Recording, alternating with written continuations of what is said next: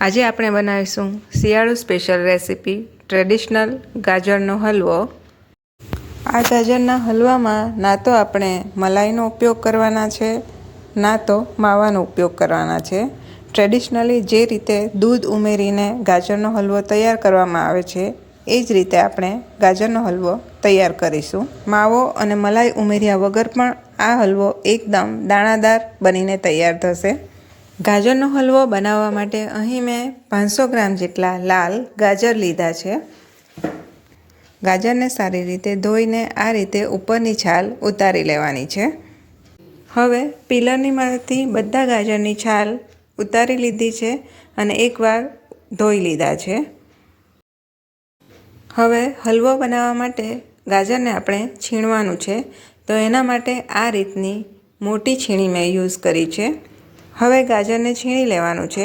છીણતી વખતે હાથમાં વાગી ન જાય એનું ધ્યાન પણ રાખવાનું છે। હવે ગાજરને આ રીતે વિડીયોમાં બતાવ્યું છે એ પ્રમાણે છીણવાનું છે।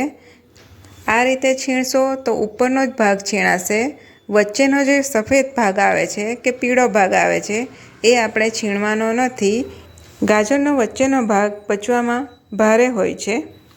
ગાજર હવે છીણાઈ ગયું છે અને વચ્ચેનો જે ભાગ વધ્યો છે એને કાઢી નાખવાનો છે।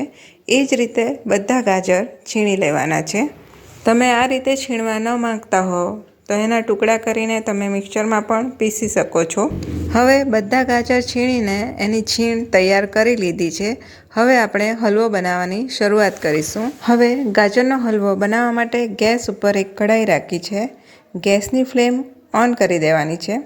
હવે એમાં 2 મોટી ચમચી જેટલું ઘી ઉમેરવાનું છે। ઘી હવે પીગળી ગયું છે તો એમાં ગાજરની બધી છીણ ઉમેરી દેવાની છે। ઘીમાં ગાજરની છીણ ઉમેરીને એને 3 થી 4 મિનિટ સારી રીતે સાંતળી લેવાનું છે। છીણ સારી રીતે સંતળાઈ જશે ત્યારે એનો કલર ચેન્જ થઈ જશે। સાંતળતી વખતે એને સારી રીતે હલાવવાનું છે, નહીં તો છીણ નીચે તળિયામાં લાગી જશે અને ગાજરના હલવાનો ટેસ્ટ ખરાબ થઈ જશે। છીણને 4 થી 5 મિનિટ સુધી સાંતળી લીધી છે। એનો કલર પણ ચેન્જ થઈ ગયો છે। છીણ સારી રીતે સંતળાઈ ગઈ છે તો હવે એમાં આપણે દૂધ ઉમેરીશું। અહીં મેં ફૂલ ફેટ 600 ml જેટલું દૂધ લીધું છે। અહીં આપણે માવો કે મલાઈ નથી ઉમેરવાના એટલા માટે મેં થોડું વધારે દૂધ લીધું છે। અહીં દૂધને મેં ગરમ કરી લીધું છે। દૂધ કાચું નથી ઉમેરવાનું, એને ગરમ કરીને જ ઉમેરવાનું છે। હવે દૂધ અને ગાજરને સારી રીતે મિક્સ કરી લેવાનું છે અને એને ઉકળવા દેવાનું છે।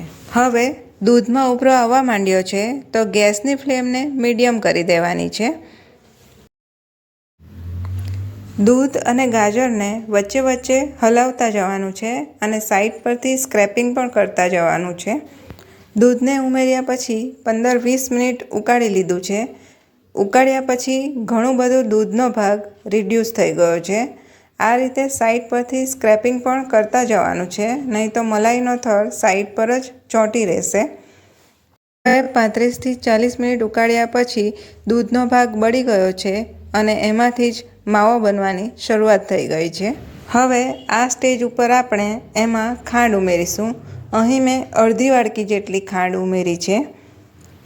500 ગ્રામ ગાજર માટે આ પરફેક્ટ માપ છે। તમે તમારા ટેસ્ટ મુજબ ખાંડની ક્વોન્ટિટી વધતી ઓછી કરી શકો છો। ખાંડ હવે ઓગળી ગઈ છે અને એમાંથી પાણી રિલીઝ થયું છે।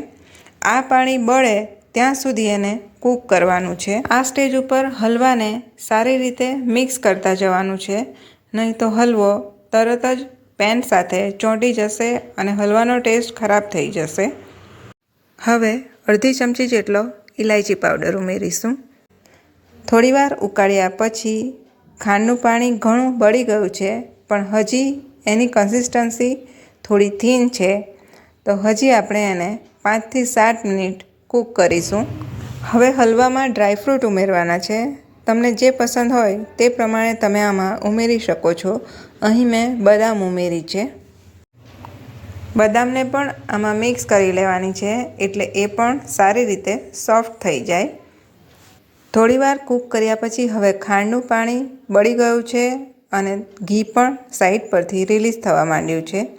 ગાજરનો હલવો બનીને તૈયાર થઈ ગયો છે। હવે ગેસની ફ્લેમને બંધ કરી દેવાની છે અને ગાજરના હલવાને આ રીતે થોડીવાર માટે ખુલ્લો રાખવાનો છે, એટલે એમાંની બધી વરાળ નીકળી જાય। હવે આપણે ગાજરના હલવાને સર્વ કરીશું। ગાજરના હલવાને તમે ઠંડો અને ગરમ બંને રીતે ખાઈ શકો છો। ઠંડો અને ગરમ બંને રીતે ખાવામાં ખૂબ જ ટેસ્ટી લાગે છે। આ હલવાને બહાર તમે 3 થી 4 દિવસ સાચવી શકો છો અને રેફ્રિજરેટરમાં 10 થી 15 દિવસ સુધી સાચવી શકો છો। વિડીયો અને રેસિપી પસંદ આવ્યા હોય તો વિડીયોને લાઈક કરો, શેર કરો અને મારી ચેનલને જરૂરથી સબસ્ક્રાઈબ કરો। ફરી મળીશું નવા વિડીયો સાથે। ત્યાં સુધી આપ સ્વસ્થ રહો અને મસ્ત રહો।